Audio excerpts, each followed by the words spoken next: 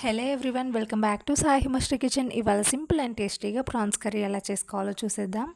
ముందుగా 1/2 కేజీ ప్రాన్స్ని శుభ్రంగా క్లీన్ చేసుకొని అందులో బ్లాక్ పాట్ని కూడా రిమూవ్ చేసుకొని పక్కన ఉంచుకోవాలి. ఇప్పుడు స్టవ్ ఆన్ చేసుకొని ప్యాన్ పెట్టి ప్యాన్ హీట్ అయ్యాక క్లీన్ చేసి పెట్టుకున్న రొయ్యలను వేసి అందులో రుచికి సరిపడా ఉప్పు, పసుపు వేసి మూత పెట్టి మగ్గించుకొని పక్కన ఉంచుకోవాలి. ఇప్పుడు మరొక ప్యాన్ తీసుకొని ప్యాన్ హీట్ అయ్యాక ఆయిల్ని యాడ్ చేసుకోవాలి. ఆయిల్ కూడా హీట్ అయ్యాక జీలకర్ర, ఆవాలు వేసి ఫ్రై చేసుకోవాలి. అవి ఫ్రై అయ్యాక తరిగిన ఉల్లిపాయ ముక్కలు వేసి 2 నిమిషాల పాటు అయితే వేగనివ్వాలి.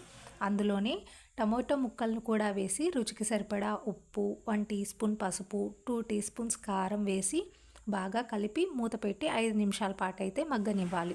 5 నిమిషాల తర్వాత మూత తీసి ఒకసారి బాగా కలిపి ముందుగా ప్రిపేర్ చేసుకున్న ప్రాన్స్ని అందులో వేసి మరొకసారి బాగా అంతా మిక్స్ అయ్యేలాగా కలుపుకొని గ్రేవీకి సరిపడా అయితే వాటర్ని అయితే యాడ్ చేసుకోవాలి.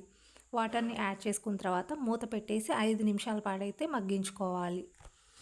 ఇప్పుడు మసాలా కోసం ఒక మిక్సర్ జార్ తీసుకొని 2 టీ స్పూన్ల ధనియాలు, 2 ఇంచుల దాల్చిన చెక్క, 2 లవంగం మొగ్గలు అండ్ 2 కొబ్బరి ముక్కలు వేసి మెత్తగా ఫైన్ పౌడర్ లాగా చేసుకొని పక్కన ఉంచుకోవాలి.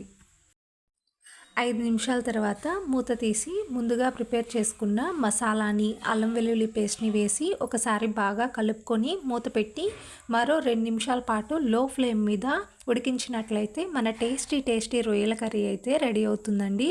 అలాగే ఈ కర్రీ రైస్లోకైనా చపాతీలోకైనా బాగుంటుంది.